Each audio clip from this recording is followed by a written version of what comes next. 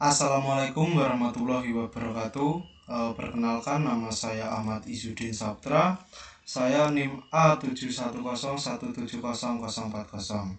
Oke, di sini saya akan membuat video untuk menjawab soal ujian akhir semester saya, mata kuliah keamanan jaringan. Di sini untuk yang soal pertama itu saya disuruh membuat analisis resiko keamanan terhadap perusahaan beserta penjelasannya. Sebelumnya, ini kan mata kuliah keamanan jaringan. Nah, keamanan jaringan itu apa sih? Pasti kalian sudah tahu. Keamanan jaringan itu ya mengamankan jaringan. Terus untuk menjawab soalnya, analisis resiko adalah proses mengembangkan pemahaman terhadap sesuatu resiko. Analisis resiko memberikan masukan untuk proses evaluasi resiko dan dalam mengambil keputusan apakah suatu resiko perlu dikendalikan dan memilih strategi dan metode pengendalian yang tepat.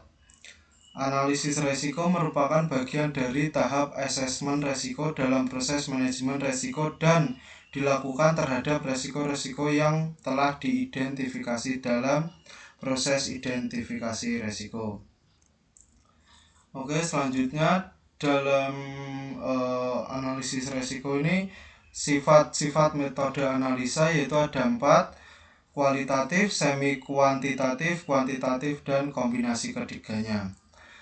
Terus urutan kompleksitas beserta besarnya biaya analisis dari kecil hingga besar yaitu kualitatif, semi kuantitatif, dan kuantitatif. Analisis kualitatif itu digunakan untuk memberikan gambaran umum tentang level resiko. Terus setelah itu dapat dilakukan analisis semi kuantitatif ataupun kuantitatif untuk lebih rinci level resiko yang ada. Ini contoh studi kasus yaitu ransomware. Ransomware merupakan jenis malware yang dapat menyandra sistem paling sering dengan mengenkripsi atau mencuri data dan melakukan pemerasan. Serangan ransomware yang diamati menargetkan kerentanan pada database MongoDB. Peneliti keamanan menyebut serangan ini sebagai ransack dan diperkirakan lebih dari 40.000 database terkena dampak dalam 2 minggu pertama. Penelitian menunjukkan bahwa server Elasticsearch yang telah dianggap rentan sehingga bisa diakses melalui internet publik. Terkena serangan ransomware WannaCrypto, terdapat 2.515 server Elasticsearch yang harus ditebus. Sebanyak 34.298 kasus Elasticsearch yang rentan masih terbuka.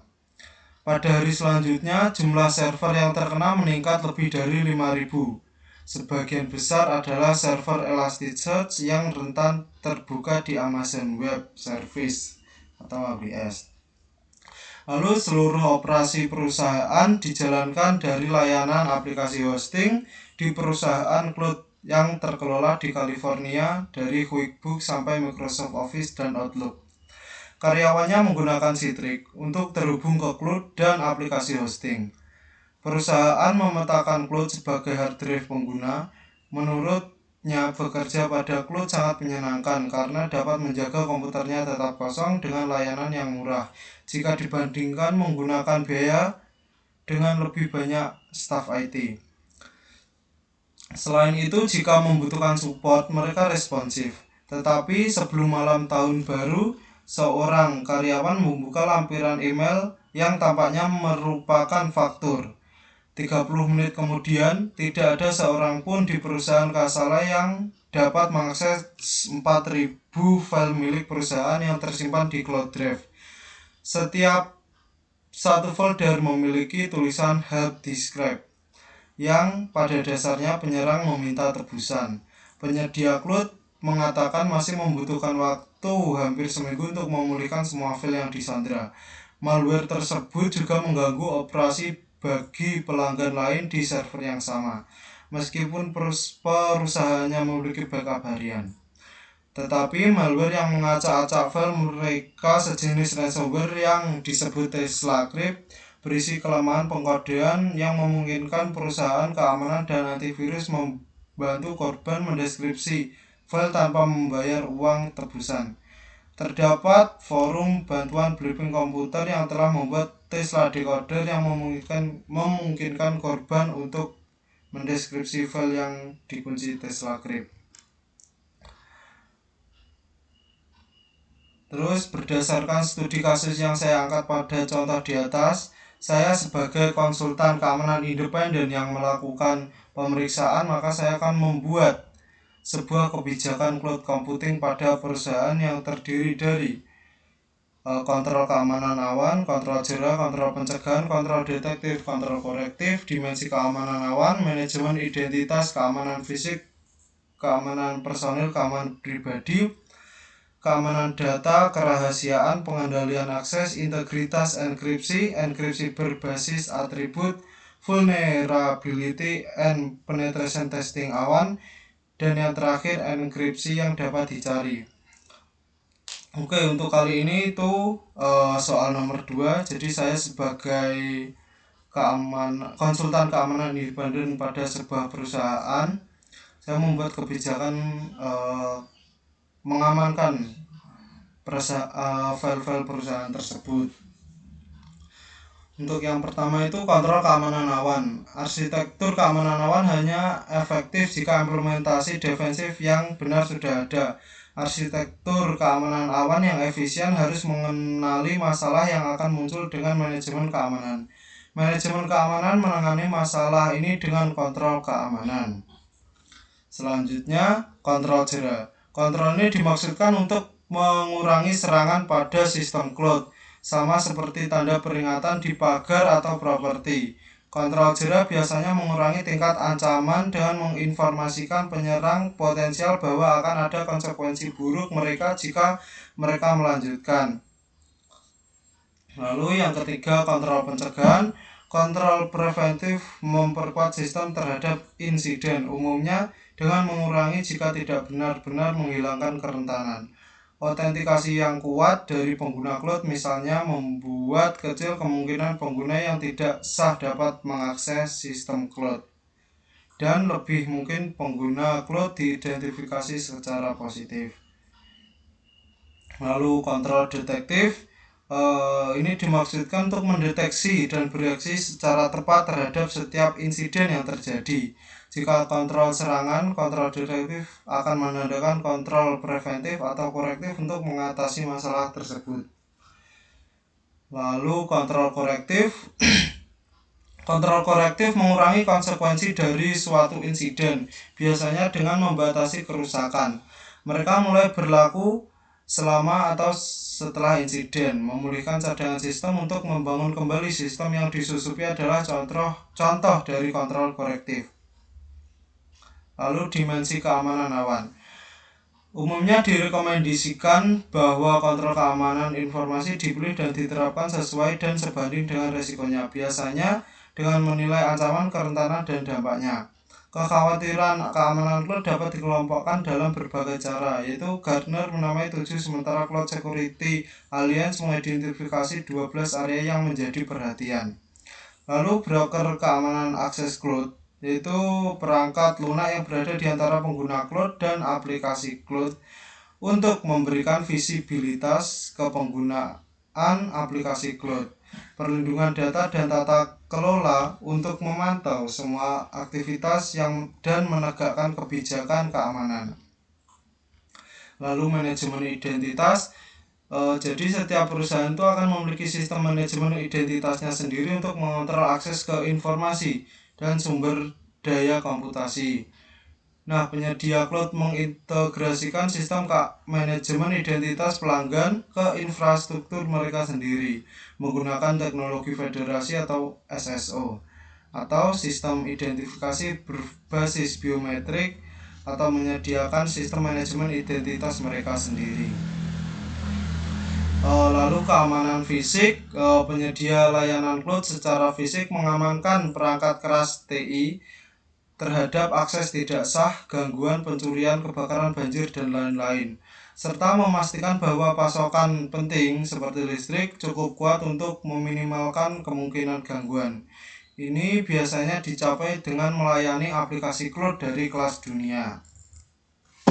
Selanjutnya, keamanan personil.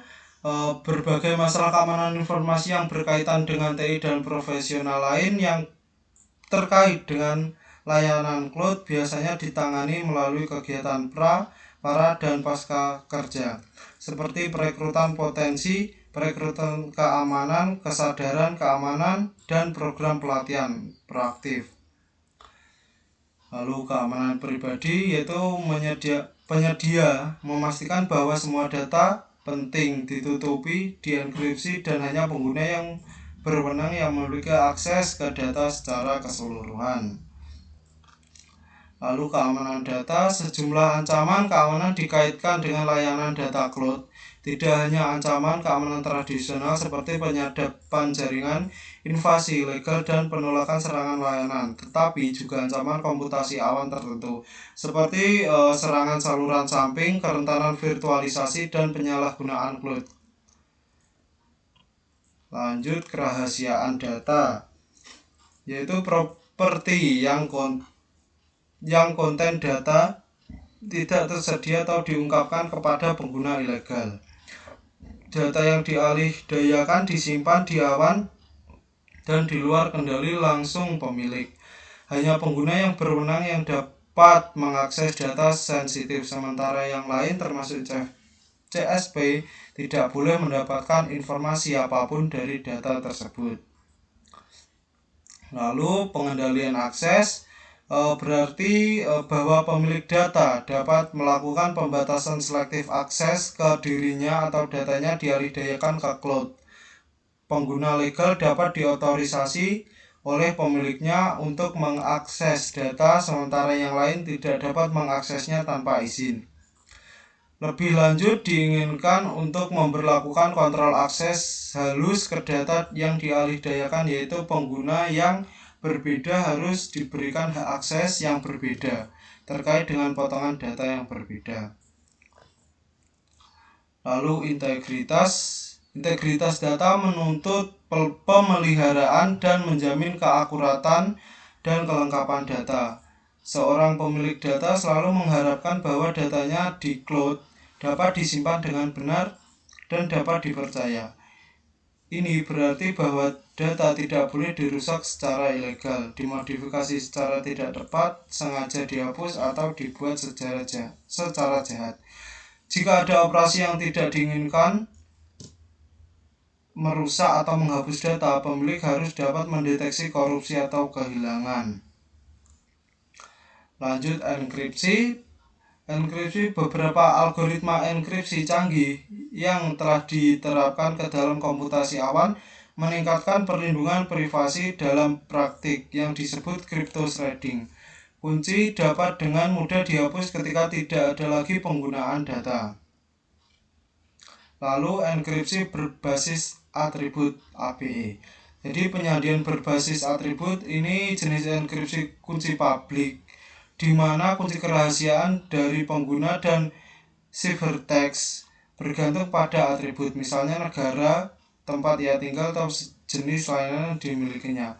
Dalam sistem seperti itu, deskripsi ciphertext hanya mungkin jika himpunan atribut dikunci pengguna sesuai dengan atribut ciphertext. Lanjut, vulnerability and penetration testing awan.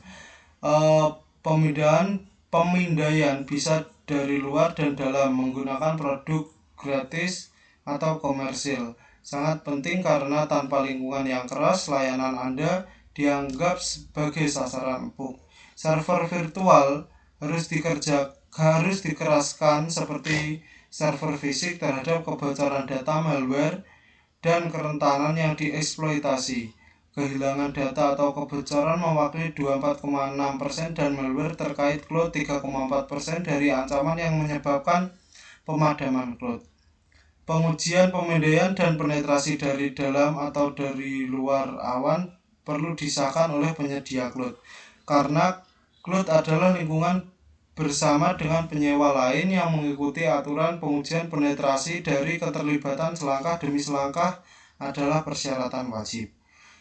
Pelanggaran terhadap kebijakan penggunaan yang dapat diterima yang dapat menyebabkan penghentian layanan. Lalu enkripsi yang dapat dicari.